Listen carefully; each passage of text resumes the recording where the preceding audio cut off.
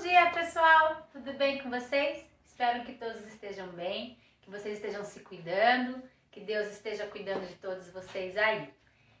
Que apesar da gente estar passando um momento tão difícil, espero que tenham curtido as férias, que tenham descansado, que tenham aproveitado para curtir mais o papai e a mamãe, ler livro, assistir séries, se divertir aí, né, pessoal? Então vamos lá. Como que a Pro vai trabalhar com vocês no campo virtual, né? Mesmo as nossas aulas sendo virtuais, eu vou cobrar de vocês presença, atividade, assiduidade, né? E também vou estar disponível de acordo com os horários que vocês receberam, vou estar disponível naqueles horários para tirar todas as dúvidas de vocês, para ajudar vocês na resolução das atividades, na correção, para que todos possam então entender o conteúdo e a gente possa seguir em frente, certo? Vamos continuar agradecendo, pedindo para Deus nos proteger, para que tudo isso passe logo e que a gente possa se encontrar o mais rápido possível, tá bom? Bom, voltando então o que a gente estava falando antes da gente entrar de férias, eu pedi para vocês desenvolverem um pequeno resumo sobre os órgãos do sentido, certo? E agora, então, eu vou entrar com ênfase nesses órgãos do sentido para a gente relembrar o que vocês já viram e também falar dos outros órgãos do sentido que nós temos. Quando a gente fala de órgãos do sentido, a gente tem que levar em consideração que eles estão relacionados ao nosso sistema sensorial. O nosso sistema sensorial é aquele que nos mantém em contato com o ambiente, né? Tudo ao nosso redor. Por quê? Quando a gente fala de órgãos do sentido, a gente tem que lembrar quais são eles. E quais são eles, né? São 5 órgãos do sentido, que é o olfato, a visão, a audição, o tato e o paladar.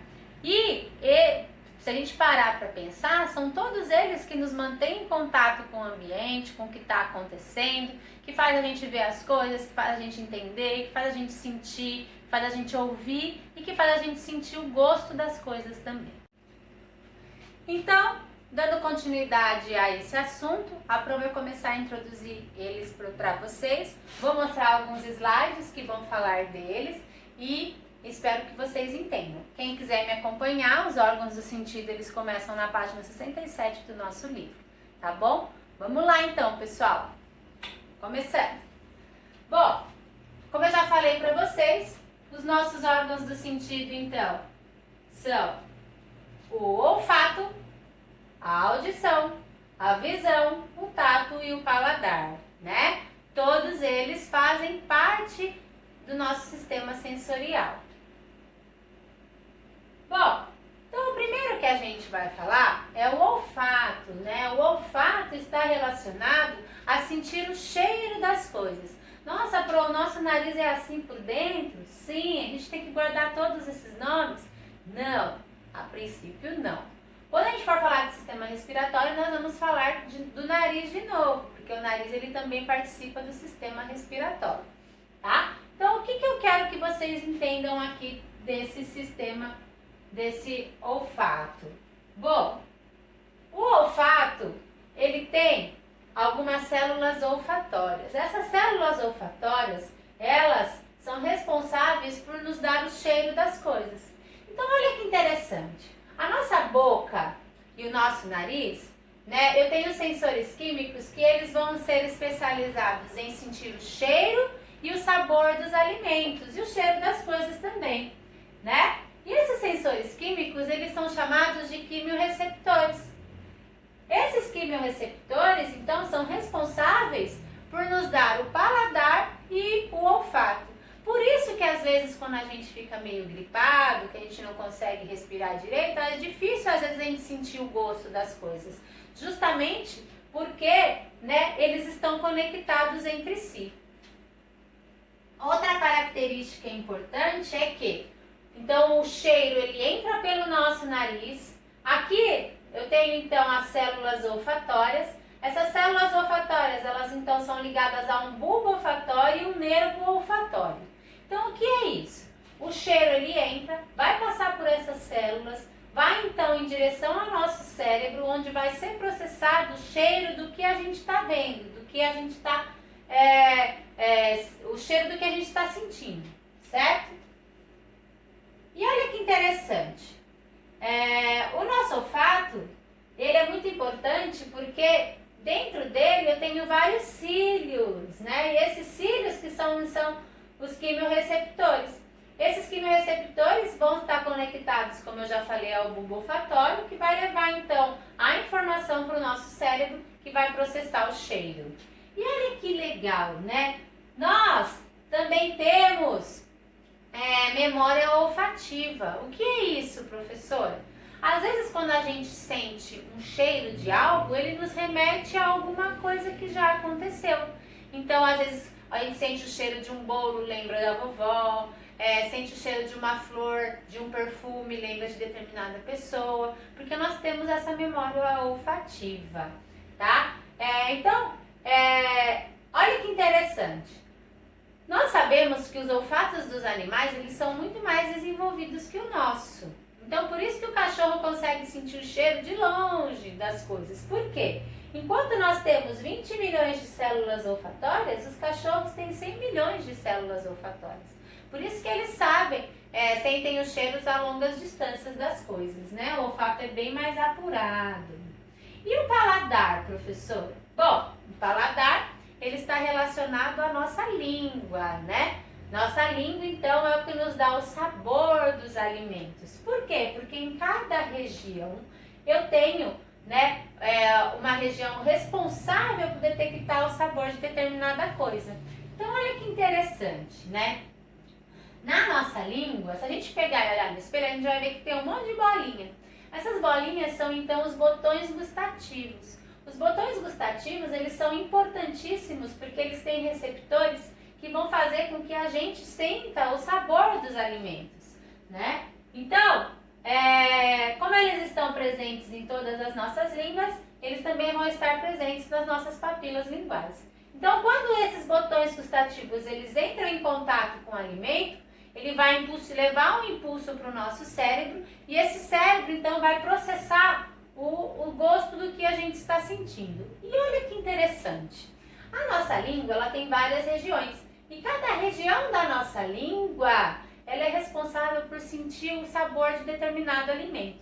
Então, a ponta da nossa língua, ela vai ser responsável pelo doce. O lado, logo acima, o salgado, depois o ácido e lá no fundo o amargo. E no centro nós detectamos o umami, que é o gosto do glutamato, né?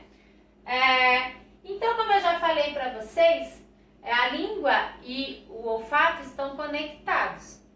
E também eu tenho receptores na minha língua, que são chamados de receptores táteis, que eles vão detectar a forma e a estrutura do alimento. Então ele consegue dizer se o alimento é redondo, se o alimento é quadrado, se o alimento ele é duro, se o alimento ele é pontudo. Então eu consigo determinar, né, a textura e a forma desses alimentos. Olha que interessante, né? E a pele? A pele, ela também é um órgão, ela é o maior órgão do nosso corpo. Depois, mais pra frente, nós vamos falar só da nossa pele, tá? Mas a pele, ela está relacionada ao tato. Então, o tato, ele também é um órgão do sentido, responsável pelas sensações. Então, olha que interessante, né? A nossa pele, ela nos mantém em contato com o ambiente. Então, a gente consegue sentir se tá calor, se tá frio, sentir a textura dos objetos, se é agudo, se é pontiagudo, se é grosso, se é liso, se é fino, né? E se é áspero. Por quê? E olha que interessante, a nossa pele ela é formada por dois tecidos principais. A gente já falou de tecido lá no nosso primeiro capítulo, né? Que é a epiderme e a derme. Então a epiderme é um tecido epitelial, que é um tecido de revestimento, e a derme é um tipo de tecido conjuntivo, certo? E olha que interessante, eu tenho terminação nervosa em toda a minha pele, por isso que eu sinto dor, sinto calor, sinto frio em qualquer região do meu corpo, né? Mas eu tenho nas pontas dos dedos os chamados sensores táteis. Na verdade, eu tenho sensores táteis por todo o meu corpo, mas eu tenho em maior quantidade na ponta dos meus dedos. Por quê? Porque é onde eu sinto mais as coisas, eu pego as coisas, eu sinto as coisas por meio deles, tá? Então, olha que interessante. Eu também tenho algumas regiões na minha pele que vão determinar, então, o calor, a pressão, se essa pressão é leve, se ela é mais forte, a dor, o frio, tá? Então, eu consigo determinar por essas regiões. E aí eu pergunto para vocês, e a dor? Nossa, professora, é muito ruim sentir dor. Concordo com vocês que é muito ruim sentir dor. Mas a dor, ela é muito importante também. Por quê? Porque ela é um indicativo de que tem algo errado acontecendo no nosso corpo. Se eu não sentisse dor, eu não saberia determinar se está tudo bem comigo ou não. Então eu poderia estar com algum problema e nem saber. Então a dor, apesar de ela ser algo ruim, ela vai então fazer com que eu saiba que tem algo de errado comigo, tá bom? E a audição? Bom, a nossa audição, ela também é muito importante. Ela não é só formada pelo nosso ouvido, pelo nosso pavilhão auditivo. Eu também tenho outras estruturas internas que fazem com que eu consiga diferenciar o som e chegar no som que eu tenho hoje, tá? Bom, vamos lá falar um pouquinho da nossa audição.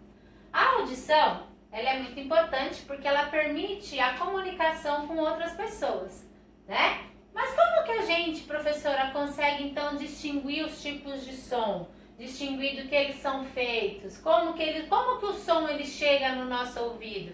Você acha que o que eu estou dizendo para vocês está chegando na mesma intensidade, na mesma frequência? Então olha que interessante, né? O som, ele é um fenômeno ondulatório, então ele só se propaga na presença de ar. Então, professora, no espaço, aqueles filmes das Guerras nas Estrelas, por exemplo, é tudo mentira, aquelas explosões? Na verdade, é tudo ficção. Por quê? Porque no espaço não tem ar, então o som ele não se propaga no vácuo. Ele só vai se propagar na presença de ar. Então, vocês estão me ouvindo, vocês estão me entendendo, porque existe ar ao nosso redor e o som, ele vai em ondas, né, para chegar lá no nosso pavilhão auditivo. Então, olha que interessante. As ondas sonoras, ó, elas são invisíveis, então eu não consigo ver, mas eu sei que ela está acontecendo, porque vocês estão me ouvindo, vocês estão entendendo o que eu estou falando, né? Então elas estão acontecendo o tempo todo. Outra característica legal é as propriedades do som. Então o som ele tem várias propriedades, por isso que eu consigo diferenciar o tipo de som. Por quê? Devido à sua altura, devido à sua intensidade, devido à sua duração, que é a frequência, e devido ao seu timbre. Então essas são as nossas propriedades do som. Então quando eu falo em altura, ele vai permitir classificar se o som é grave ou agudo, não se ele está alto ou se está baixo, tá? É se ele é um som grave ou se ele é um som agudo, tá? Também, quando eu falo de intensidade, aí sim eu estou relacionado ao volume. Então, se o som ele está alto, ele está mais intenso. Se o volume está baixo, ele está menos intenso. E a unidade que a gente usa para falar de intensidade do som é o Bel, ou o decibel, que é a que a gente mais usa. Então, olha que interessante. Abaixo de 1 decibel, eu não consigo ouvir nada. O som não chega no meu ouvido. Mas, quando eu ouço acima de 120 decibéis, então eu já tenho dores no ouvido. Então, vocês que às vezes colocam o fone no ouvido e põem o som muito alto e chega a doer, quer dizer então que o som está acima de 120 decibéis. Isso não é saudável, tá? Não é saudável a gente ouvir sons muito altos, certo? Porque a longo prazo pode prejudicar a nossa audição.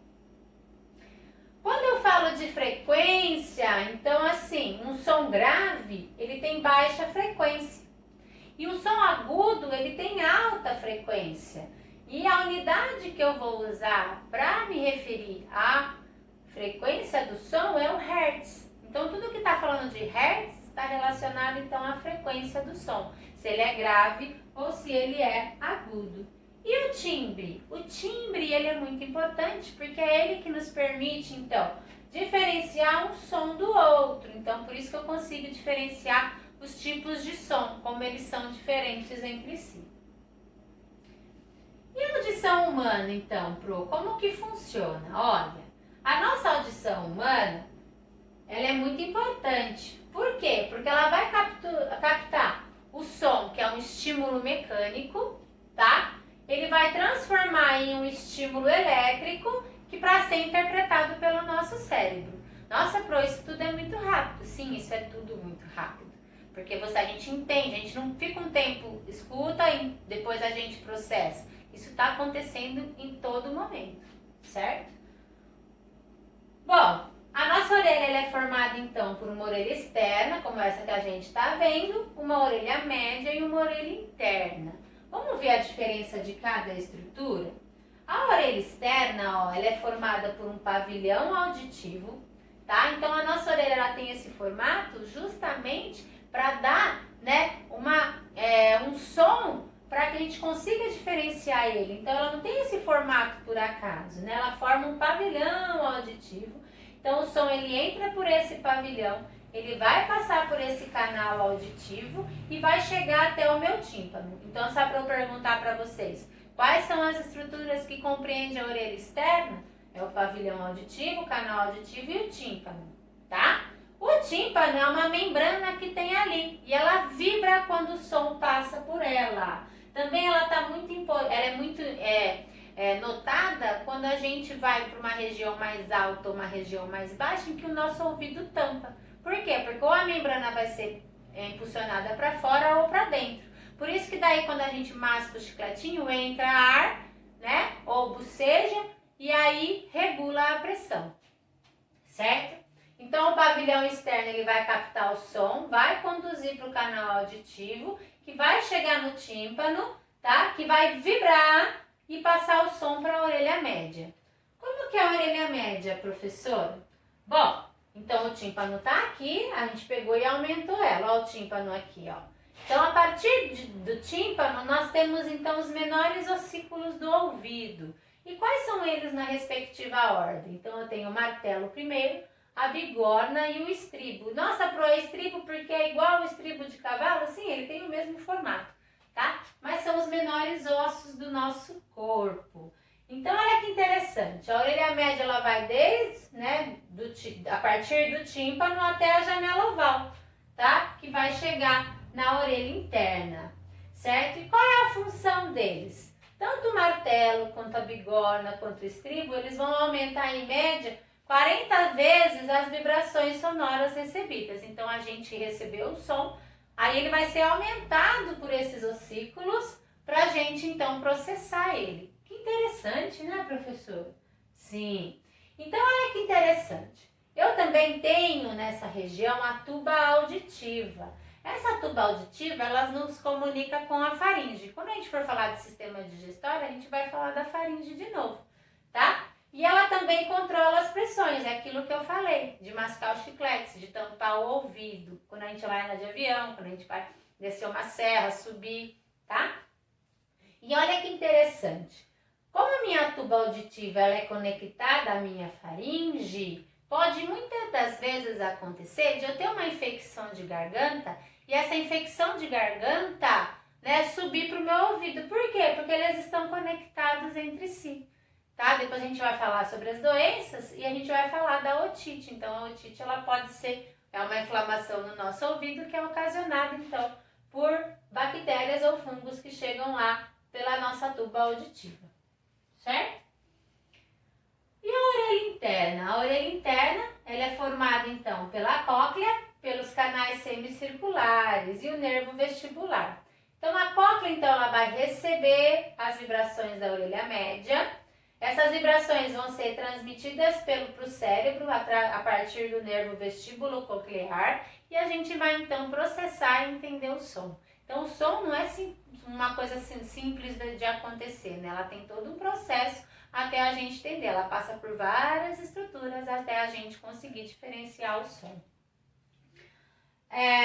Depois nós temos então os canais semicirculares, os canais semicirculares. Esses canais semicirculares, né, estão relacionados ao equilíbrio do nosso corpo. O simples fato da gente ficar de pé, né, é uma posição de equilíbrio. Nós conseguimos ficar em equilíbrio porque nós temos várias estruturas e uma estrutura em relação a isso são os canais semicirculares. Por isso que quando a gente for falar de labirintite, a gente vai ver, né, que a pessoa que tem labirintite, ela não consegue andar direito, ela enxerga tudo distorcido, tá? Porque afeta o equilíbrio do corpo, afeta os canais semicirculares aí.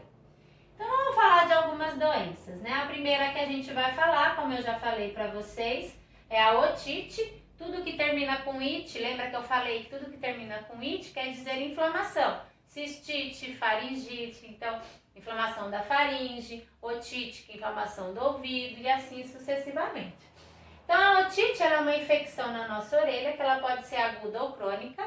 Ela vai atingir o ouvido externo ou o ouvido médio. Se for o ouvido médio, é otite média. Se for a externa, é otite. Pode ser provocada por fungos ou bactérias, mas geralmente, quando ela é lá na orelha média, é por bactéria, uma bactéria que subiu da garganta para o ouvido, tá? Então, são causadas por infecções de garganta e gripe.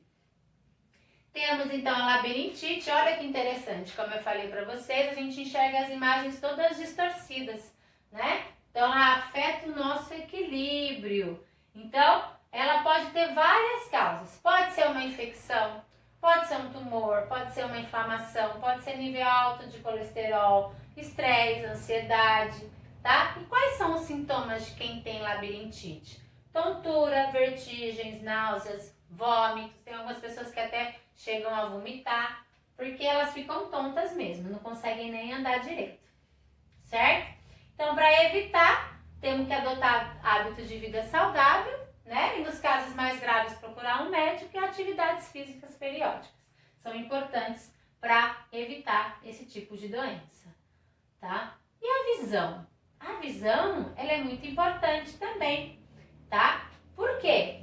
Os nossos olhos, eles são órgãos que têm receptores que são sensíveis à luz. Então, a gente só enxerga nitidamente na presença de luz. A gente não enxerga no escuro. Ah, mas eu consigo ver as coisas no escuro. Você consegue ver, mas você não consegue diferenciar as coisas no escuro. Então, a gente só consegue ver na presença de luz, porque os nossos olhos têm esses receptores.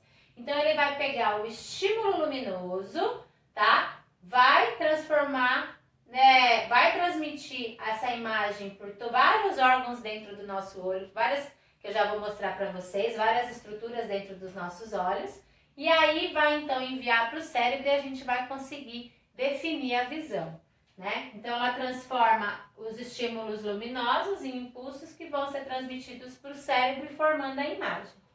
Bom, então como eu já falei, só é possível a gente ter uma imagem bem definida na presença de luz. Se eu não tiver a presença de luz, eu não consigo ter essa imagem bem definida, certo? E como que são essas estruturas da nossa visão? Então, olha que interessante.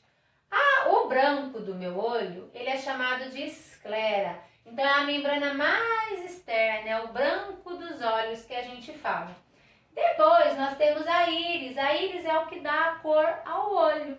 Então, quanto o olho mais claro, menos melanina ele tem. Quanto o olho mais escuro, mais melanina ele tem.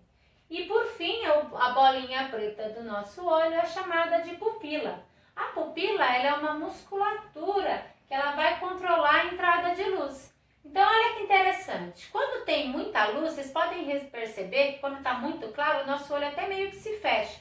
Para quê? Para evitar que entre muita luz e queime a nossa retina. Já quando, então, a pupila, ela contrai. Quando a pupila está muito escura, então a nossa pupila, ela dilata, né? Então, ela abre para entrar mais luz e a gente conseguir enxergar melhor. Certo?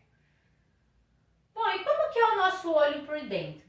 Vamos lá, então, que nós temos várias estruturas que são muito importantes para processar a visão, para a gente conseguir ver a imagem, tá? Então, olha que interessante. A córnea, ó, é essa lente curva e transparente por onde a luz vai entrar. Então, ela fica na frente do nosso olho, ó. Olha que interessante. Depois, nós temos a retina. A retina, ela fica na porção de trás do olho, tá? É nessa retina que eu tenho células que são sensíveis à luz, onde a imagem ela vai ser projetada e assim transmitida para o meu cérebro, tá? Outra estrutura que a gente tem é o coroide. O coroide, ele é uma membrana intermediária do meu olho, ó, ele fica bem aqui. E ele é responsável por nutrir meu olho. Então, meu olho ele tem vários vasos sanguíneos. Tem, sim, quando seu olho está vermelho, a gente até consegue ver alguns vasos sanguíneos nele, tá? Então, tem a função de nutrir os nossos olhos, certo?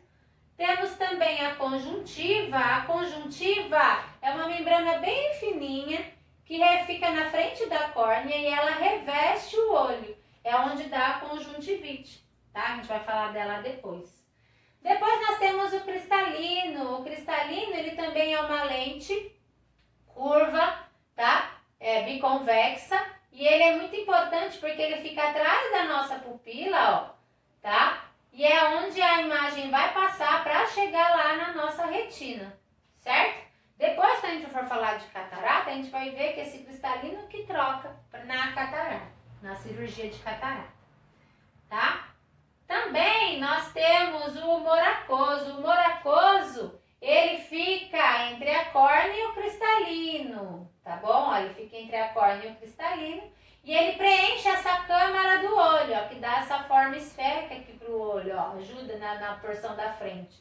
Depois nós temos o humor vítreo também, que dá essa forma esférica pro olho aqui de trás, tá? Então o humor vítreo, ele é um líquido mais viscoso, tá? E ele preenche esse espaço entre o cristalino e a retina, certo? Além disso, ele vai manter, como eu já falei, o bulbo do olho esférico e também a pressão interna do nosso olho constante, certo? E a lágrima? Para que serve a lágrima, né? A lágrima ela é muito importante porque ela serve para lubrificar o nosso olho.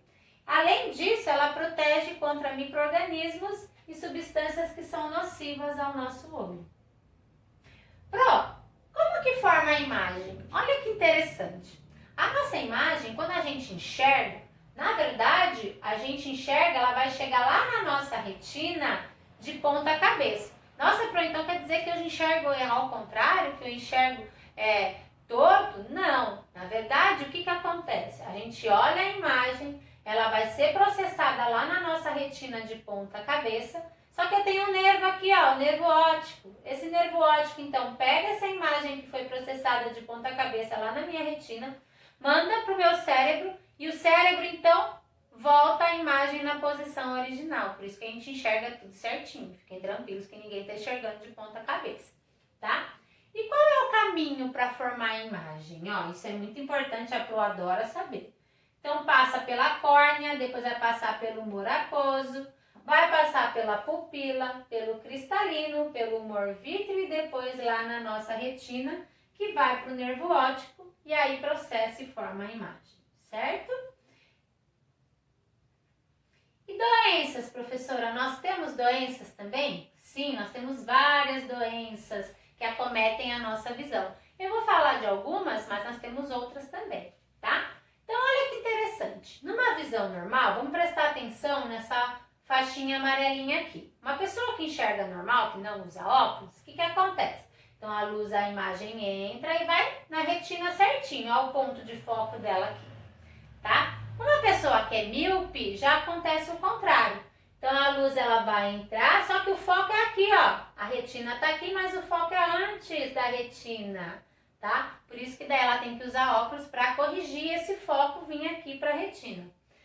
E a pessoa que tem hipermetropia, então olha só, o foco ele passa, né? Ele não chega, ele passa pela retina, ele não chega certinho aqui na minha retina.